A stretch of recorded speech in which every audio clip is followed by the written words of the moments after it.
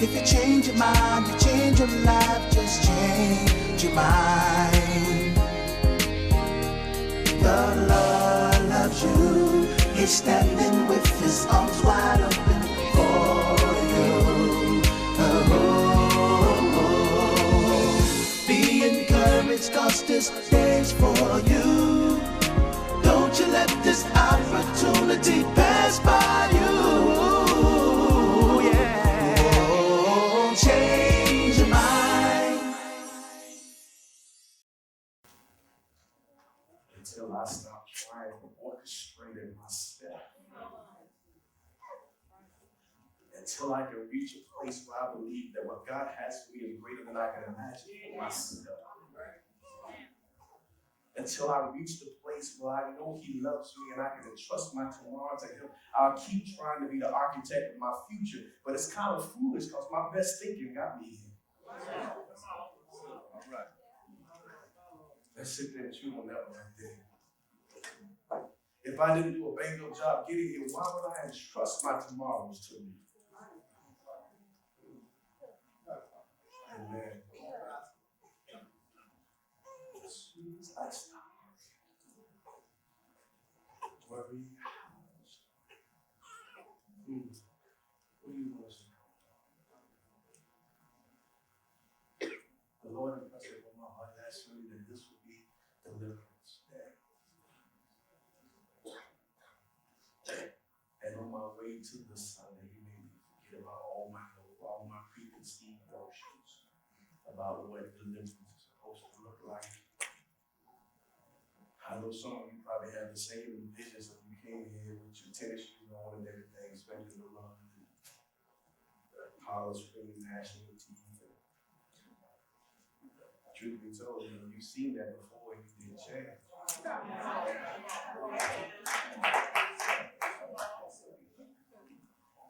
So why would you expect the same?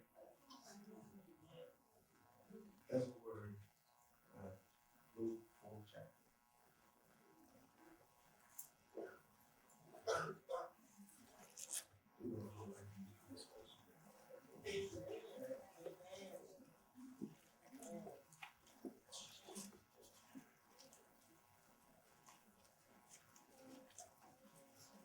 As you're turning, let me get you yourself.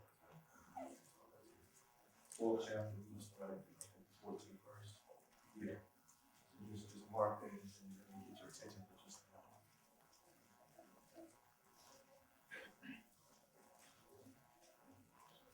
Just like with most church services, you look around and look at the farm and look at and I'm not really disappointed or moved by that. Because God is laying a foundation of core for us. The ones that are here, God is dealing with, he's dealing with you strongly. I don't care how cool you try to sit there and act like he ain't perfect. I know he is. Amen. I know he is. I know you're hard, you're tough, you got it all together. You lying. You lying. I know you're trying to keep up the image because, the woman beside you expecting you to be Superman, but when I hope no Clark Kent's in there.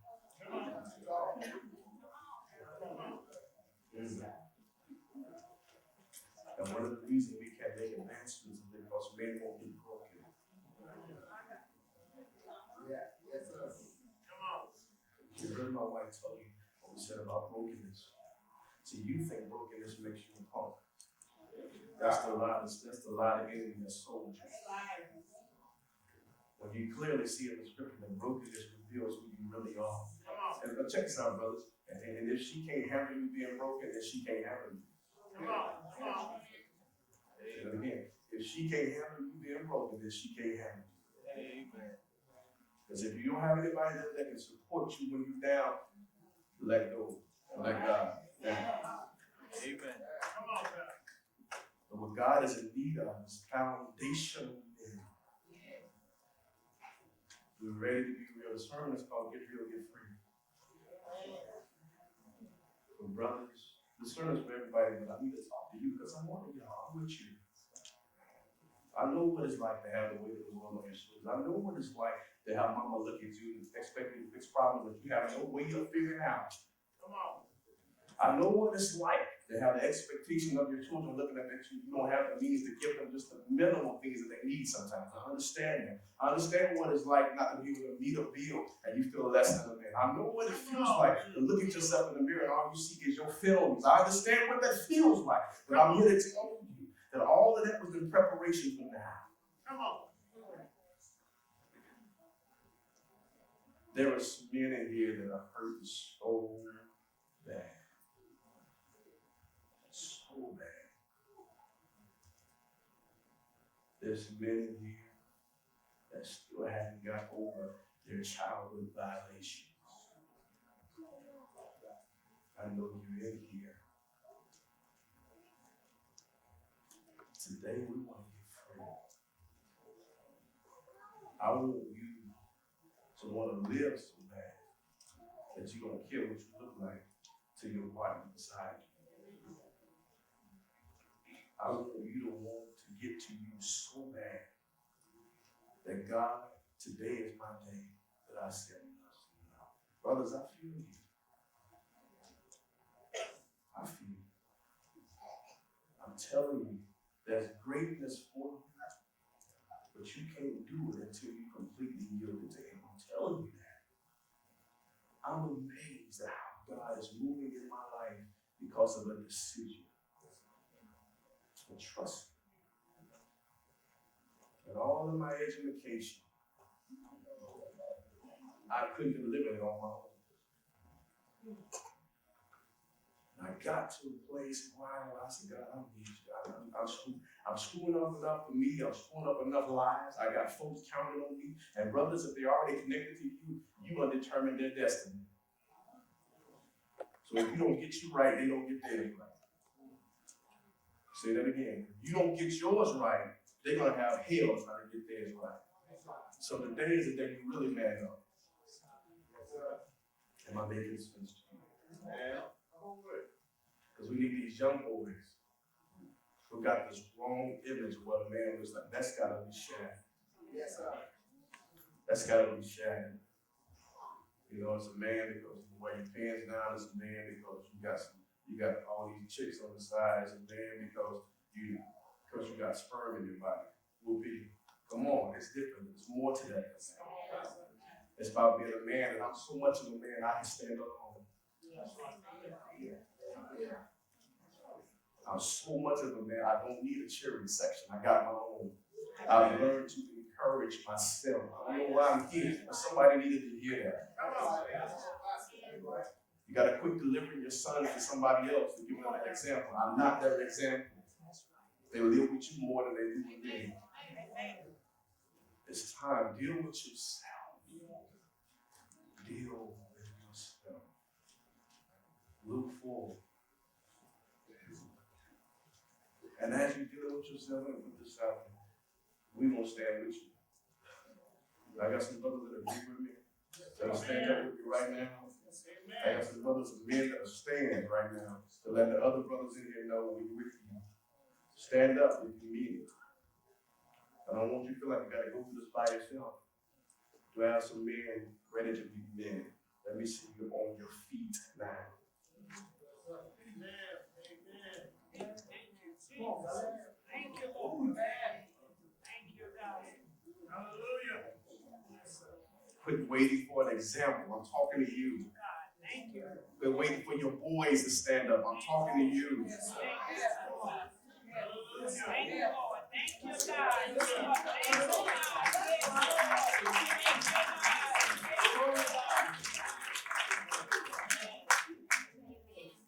Look around, fellas. Without you, they're lost. I need you to see that. I need you to feel the weightiness of this. Without you, you're lost. The reason the church has not been able to move forward is because we've been out of place. Women have had to assume positions in church of leadership, not always because of a calling, but because of vacancies.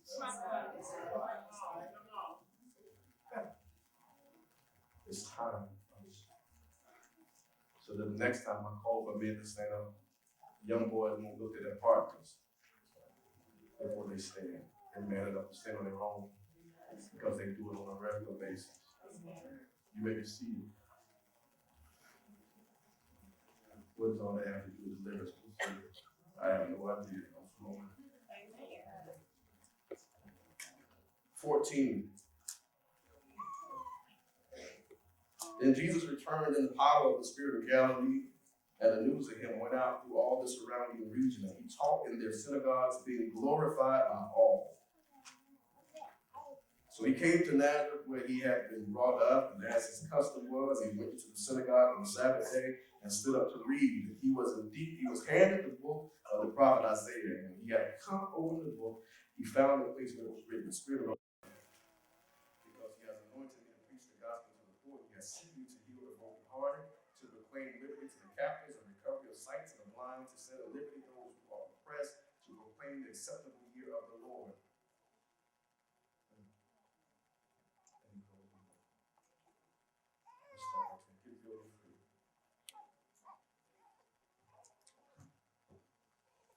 Deliverance. We may lay hands, we may not, whatever we want to say. As a matter of fact, I don't think we will lay hands because for too long we've been putting the pressure on the man of God. Deliverance. Deliverance.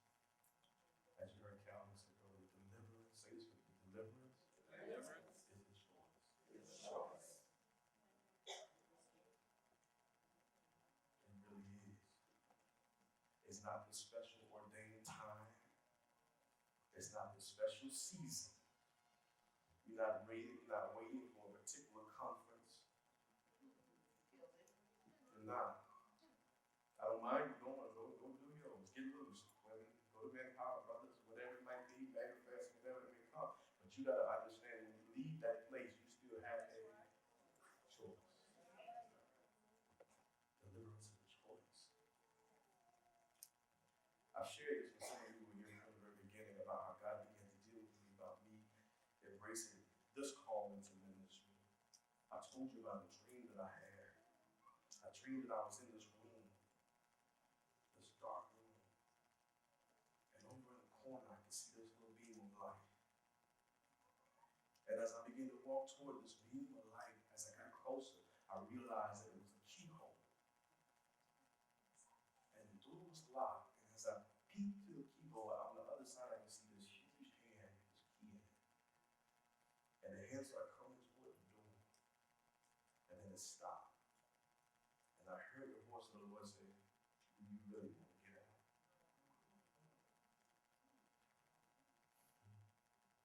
That's my question for you. Do you really want to get out? Or does being here serve you? Do you really want to be free? But if truth be told, you got benefits from being locked up. Have you made the decision that I'll carry my burden, I'll keep enduring the pain, because I'd rather suffer this than walk away from that? Do you really want to get out? As you watch the ministry of Jesus progress, he started out by doing things by touching folk. But then as he got more deeply into his ministry, he just spoke to him. When he got to the man at the pool of Bethesda, he asked him a simple question. He said, "Wilt thou be made whole?" He said, "Do you have the will to be whole? Do you want it?" And he did just like most of us do. He started making excuses. He said, "I'm waiting for the right man to come along." Hello, ladies. I can get out of the situation if the right man is coming along. Every time my season comes, somebody else gets my man. So if I just have the right person in my life, they can get me in position to be blessed. And I love how Jesus handled it because he completely ignored what he said. He asked me the question again, "Do you want to get home?" He said, "I'm not even going to touch you." He said, "Pick up your excuse." Pick up your excuse. instead of laying on and caring about as your badge of honor. This is what used to hold me down. Are you ready? As you look at the scripture, and I'm not going to be before you long because we got to make some decisions once this is taken up. In the scripture, brothers, and I appreciate the brothers understanding. Trust me, I'm standing just as long as you are. So I appreciate we do have some chairs, some spots open. You can find a seat. There's a seat between y'all, Joyce. There's a seat over there. Raise your hand real quick so the brother can have a seat. You need to sit down. You want to stand. In the scripture, the Bible says Jesus returned to Galilee with power.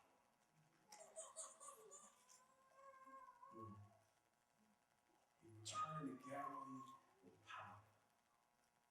In other words, after going through his own personal struggle, because he just finished having 40 days in the wilderness being tempted and all that stuff, hadn't had nothing to eat.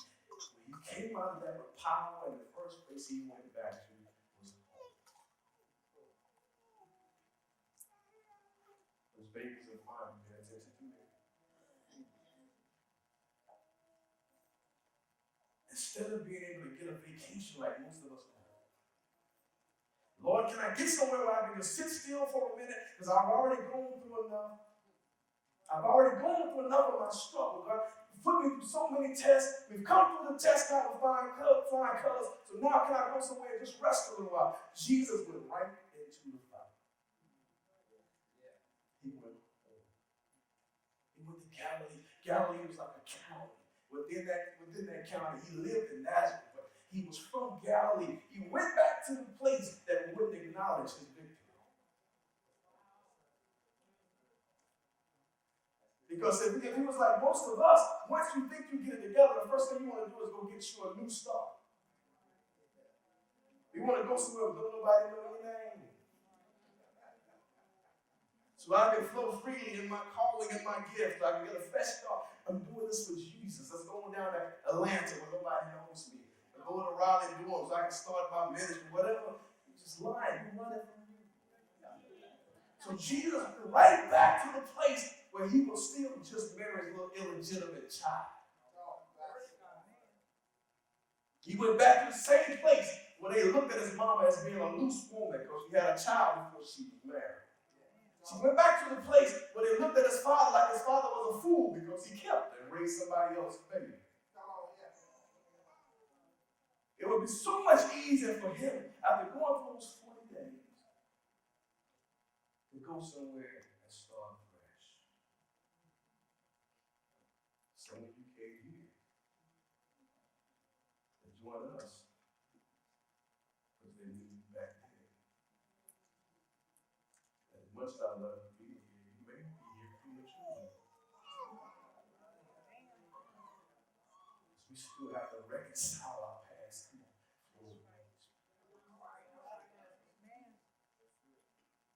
That's amazing. Isn't it funny how was Jesus able to get the strength to go deal with home so soon?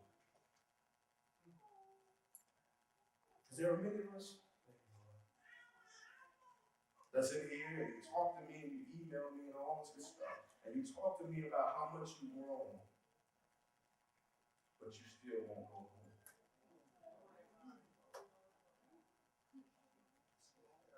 You talk to me about how much you changed and how you see the power of the Lord working through your life, but you won't deal with the first assignment.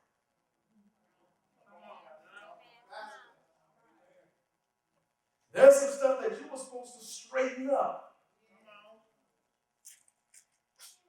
And so as nice as it is to see you worshiping the Lord, as nice as it is to see you trying to flow in your gift and speaking in tongues, you keep forgetting the first assignment. Why can't you fix the house?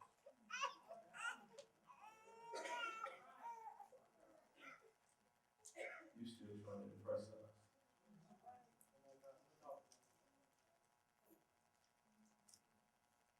There's an assignment that was in Jerusalem before they go to Judea and Samaria and the other ones.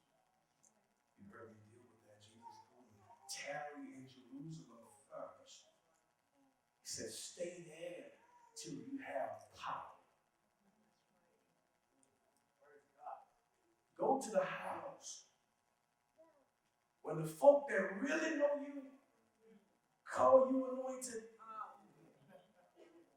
then you go lay hands on somebody else.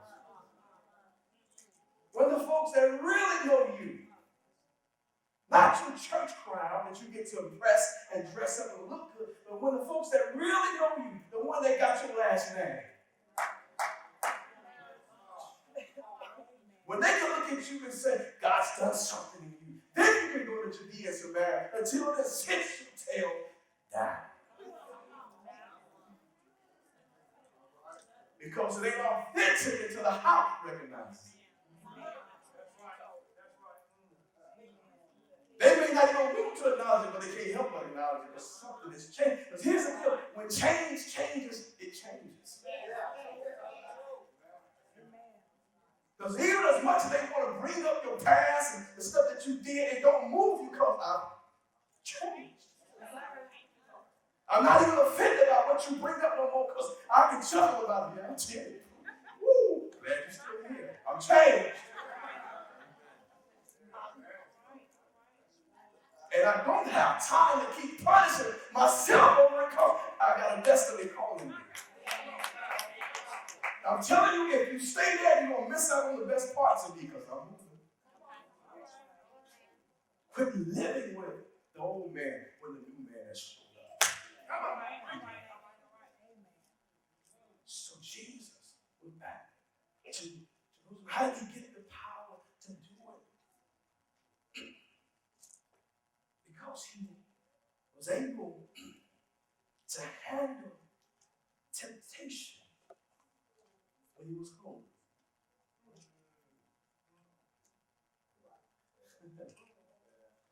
He was able to handle temptation when he was offered what he wanted. The proof that the change has come. Let me tell you something. Even after God has changed you, there'll still be some stuff that you want.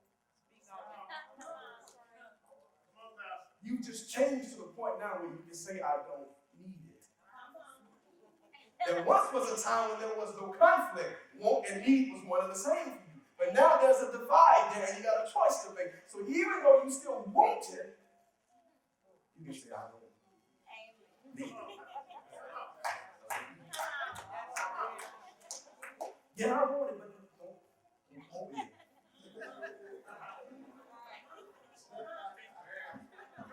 I love the Lord now. Hey, should I have the Lord? Don't come.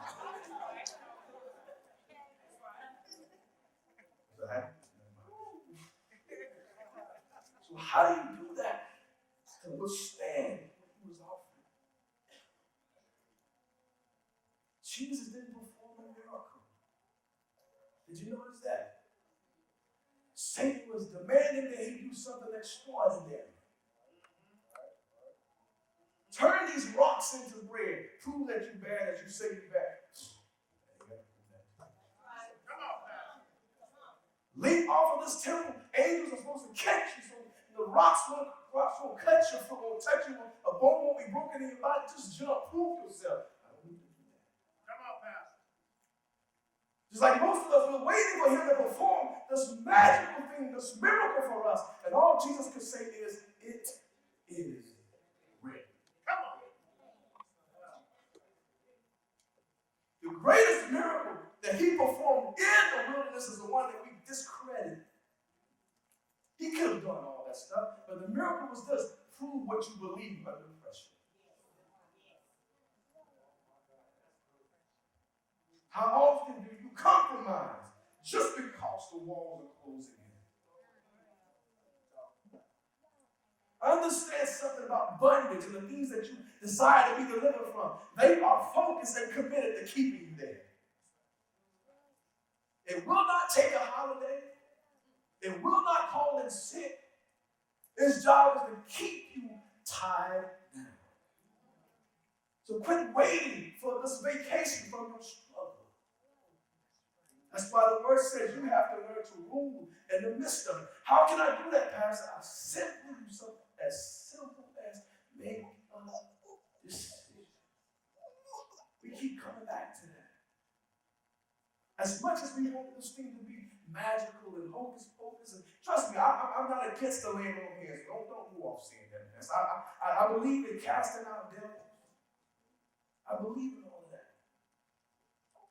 But what the Lord has shown me is that even though we may cast out devils, we don't give amnesia. And my constant message to you, it wasn't the fact that demonic spirits or familiar spirits were attached to you that put you in bondage, is what they were pouring into you. Your thought life. So yes, we can lay hands on you. We can create an atmosphere where the Holy Spirit is so thick in this place that demons wouldn't dare come through the door, but they'll wait on the outside.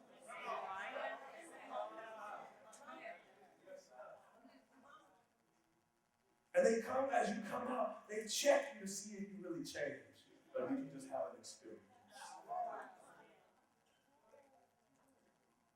If you can't grab a hold to what is written, you can't come out. You got to get that. I know that ain't all that thrilling, because that means I might have to read my Bible. That might mean that I might just have to study this thing. It's like that. This thing isn't as complicated as we've made it out to be. It ain't. I gotta read this book. The Bible says Jesus, when he came out of the wilderness, they said his fame went through all the land. We think he got famous because he was healed by the man. That hadn't even happened yet. He got famous because the next verse said he taught. Jesus became notorious because of what he was saying. That's where the healing was in. That's where your deliverance is in. Look at your word. Let's walk through this and get you out of here.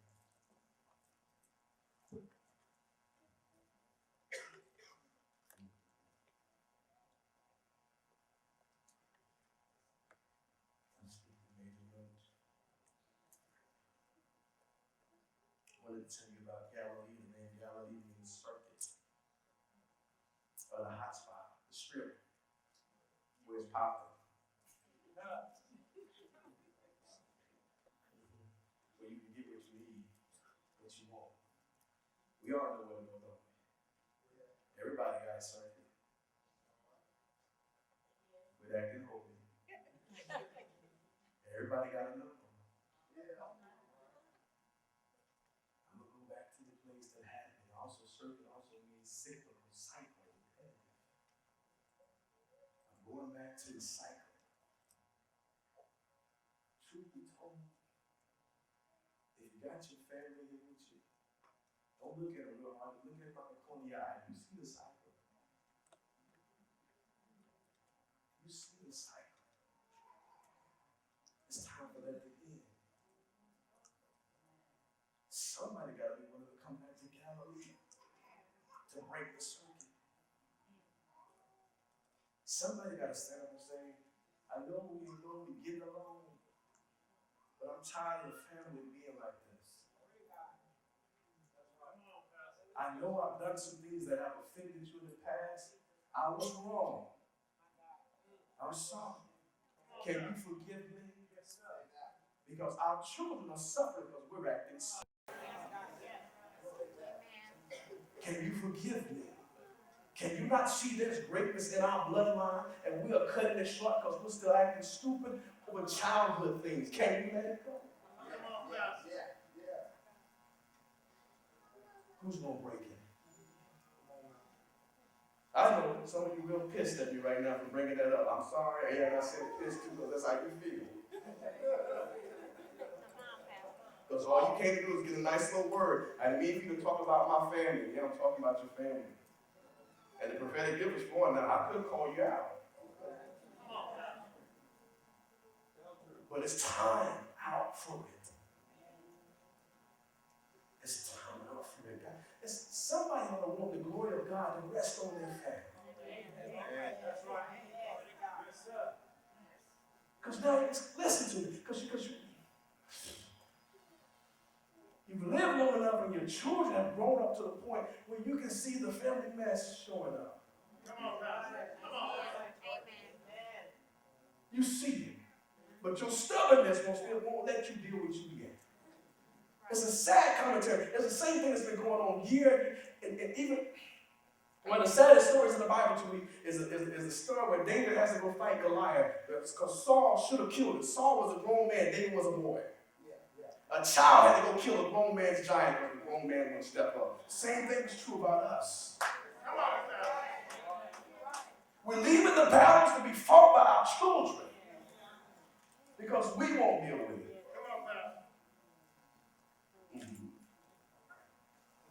Luke 4, 6, 16, 14.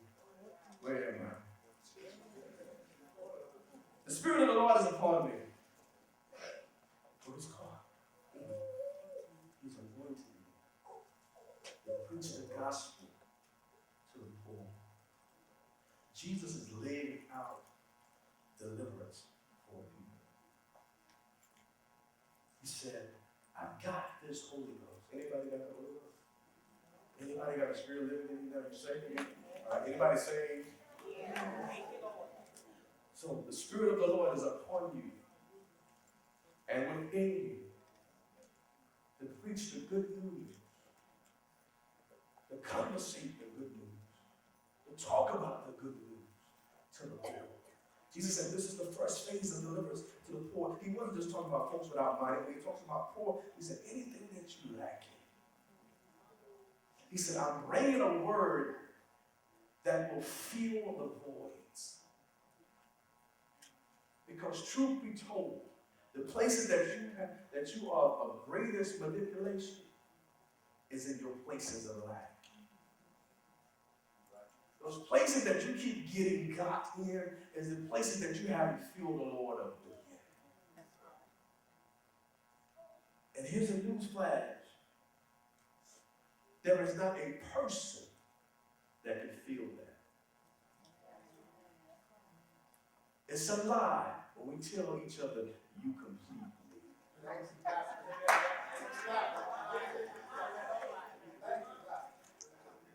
It's a lie when we say, I found my better half. It's a lie when we say, I found my soul. I really didn't know that was your soul to give away. And so because we build our relationships on these premises, on these lies, our relationships are filled with disappointment because you really didn't complete me. I've been with you for a couple of years now, and I still feel jacked up. Why you ain't doing your job? We can't even have a conversation because I'm blaming you for the state I'm in. I've never been your God. Sometimes you got to look at folks and tell them the same thing that John said. If you're looking for the Christ, I'm not him. Come on. The only one, listen, I'm trying to make this so simple that it could be boring, but the only one that can get you, kiddie, is Christ. That's the only one. He says, so I'm coming to bring this good news to you. I've got something to fill the gaps. I got something to quench the hunger. I got something to fill every void in your life. And you want it. Because if you're honest, what you tried hasn't worked. And it hasn't worked. I'm telling you, if you want immediate healing in your relationships, husband, wife, quit expecting them to fix you. And quit expecting or believing you can fix somebody.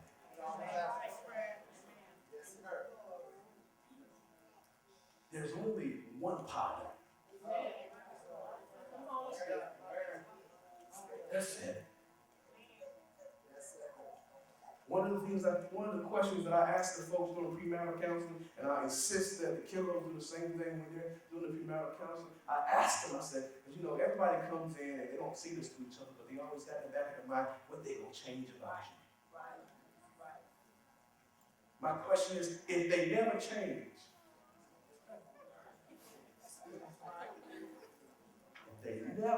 if the way they are today never changes, you'll be amazed at how the air gets sucked right out of the room. Doesn't it? They don't even want to talk no more. They don't want to counsel no more. They want to forget this. We just live in sin and shack up so I can get rid of you when I want to. Because I was under this notion that I could change you. You workable, you good material, you got a job, work with you. And your girlfriend telling you, girl, you can work with him. Fix him up, get his teeth fixed, you're going to be all right.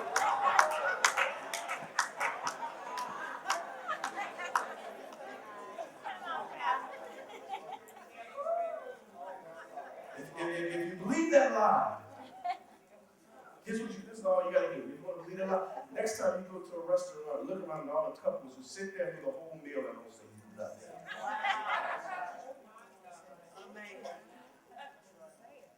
They thought they could fix each other. Jesus said, I'm the one. I got some good news. I got the gospel. That I come to fill the voids where you let me in. That's the healing. Because each one of these is talking about you. You know you still feel empty. God, I'm missing something. I'm missing something. I want something that's more than I want. Some of you got that. You got that insatiable thing going on the inside that keeps causing you to chase after things that ain't good for you. You know I'm talking about you. You know. You ain't got to raise your hand. You ain't got to wink at me. I know you ain't here. God says, out there won't get it. They won't get it. I'm the only one. I'm your deliverer. Because let me tell you something. For those of you who are still single, the best preparation you could have in finding somebody that can help you advance your call in life is that you know you.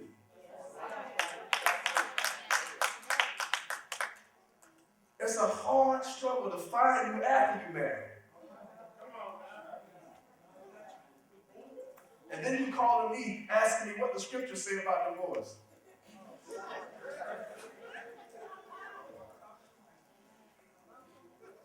Tell the truth. He said, in order me to preach the gospel to the poor, he has sent me to heal the broken heart.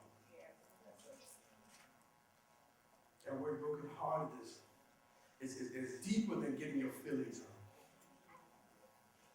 That word broken hearted talks about those experiences that left you completely torn. You're broken, torn, snatched apart. We've all of us have had those experiences that pretty much shattered your world. Everything that you held to be true just got jacked up in an hour. Everything you held to be true just got ripped apart with one phone call, with one email, with one disclosure. And now my heart is ripped. And it's ripped to the point now where I don't even think I know me anymore. I know that's real. I know I'm there. And I'm having a hard time pulling me back together. I'm all over the place now because I've been torn. I want to go after the Lord, but I don't. I want to do the right thing, but I don't. I want to walk away from this relationship that's killing me, that ain't holy. God ain't nowhere in it, but I don't. Because I'm torn. My heart has been broken. Jesus says, it's me, the mender of broken hearts. next man won't do it. The next woman can't do it. The next church can't do it. The next job can't do it. The next promotional position can't do it. The next conference can't do it. The next anointed towel or whatever they're selling this week can't do it. Jesus said, I'm the mender. If you won't come to him, it won't get fixed. There are so many of us that are simply functioning but broken in a bad way, scattered. And the sad part about it, sometimes we can manipulate our way into leadership. Scattered. And all we end up doing is producing scattered folk. God says, let me bring it back together. That's your deliverance. If that's you, you know that's you. I'm telling you, there's no other way to do it. Brothers, man, it's rough when a man's heartbeat, bro. Because he can't cry like y'all can. That's what we've been told. We become masters of suppression. Pressure gauges. Just ready to explode. And since I can't get it out, I just have a heart attack. Since I can't get it out, I just die early. Since I can't get it out, I go holler at somebody else. Only to find out that didn't fix a thing. Now I got more pressure. Somebody else to try to please. I'm in Galilee, I'm in the circuit, I'm in the cycle. I gotta break it. He's the only mender. Your deliverance ain't in me, ain't in me. It's in him. I came to preach deliverance to the captive. He said, I'm bringing you the keys to get out. Do you want it? Do you want it? I wish I had something that, part of me really do wish I had something that make you excited, make you run, but at least I know you understand me. That's right. Amen. Do you want it? That's what God is saying. Have you gotten fed up with you yet? Do you want it? He said, I got it. Nobody else. It ain't about you joining this ministry. It's about you joining him. We'd love for you to be here so you can exercise your gift and be a blessing to somebody else because, yes, you have been anointed to preach the gospel to the poor. You got all that stuff. That's you too. But it ain't, I'm not fixated about you being connected to me. I'm not. I'm overly concerned about you getting whole. I'm concerned about that. He ends it saying that he preached us in the acceptable year of the Lord. Accepted this year. Accepted now. You won't get a glimpse at life until you accept the life giver. I know you're saved. I know you know Romans 10 and 9. But do you believe the whole life? Do you believe what he said about you? When you're confronted with the stuff that appeals to what you're hungry for, can you say that it is written?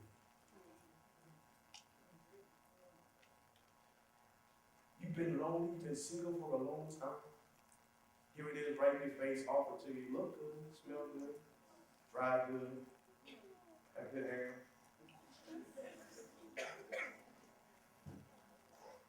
But is it really God's gift to you? And you know up front, don't trip. No, I mean, we're not ignorant to his devices. You know when it ain't good for you. It's good for the moment, but it ain't good for a lifetime.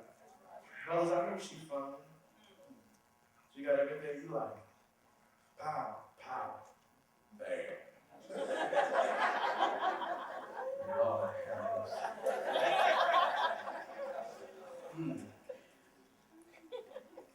May the sinners be in tongue.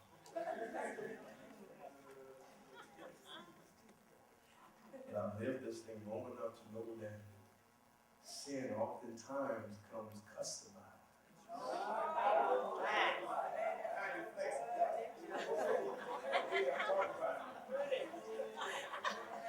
The Bible talks about familiar spirits.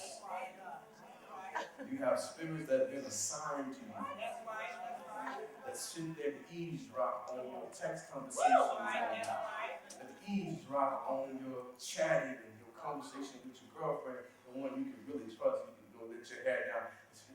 They sit there and eavesdrop on your boy, y'all been tight for years, so he know the real you, and he know what's up, he know what you want. They do too. So they're sitting there taking notes of what comes out of your mouth. Because they're not all knowing. They don't know nothing until you share it. And you tell it. Because everybody got somebody that they tell it to. And so they just cracking, looking for the right opportunity. Isn't it amazing how when you start talking about what you're hungry for, it shows up? You thought it was just coincidence. They are waiting for you to instruct them on how to lead you to heaven. They are waiting for you to instruct them on how to get you further in bondage. Because they know if you ever get a true glimpse of who you really are, hell is in trouble. Because the deal is that you've already been through so much. And now you know how to set so many free. If you would just get a glimpse of you. So just waiting for the opportunity to hear you talk about what you want instead of what you need. The only way today you're going to get out of this is that it's time to get real. It's time to quit performing. It's time to quit trying to live up to your title. I'm telling you, when you stand before God, He don't care if you was deacon, prophetess, evangelist. He's going to look over and say, do I see myself? It's time to get real with you. If you don't want to take this another further, you need to be real with you. I don't care how far your gifts and talents have taken you. There's a fall in your future. If you don't deal with your character. God, let me tell you something, the men that God exposes for. Why would He send His Son to cover you? Then He exposes you. He doesn't have to expose you. You do a good enough job. Because you won't nip it in the bud. You get comfortable doing what you do. Amen. And before long, you're not as cautious as you used to be. You don't dress it up like you used to dress it up. And so now you expose you. And now you got that much of a harder deal to deal with when you decide you want to live right. Now your issues cloud people's perspective. Get it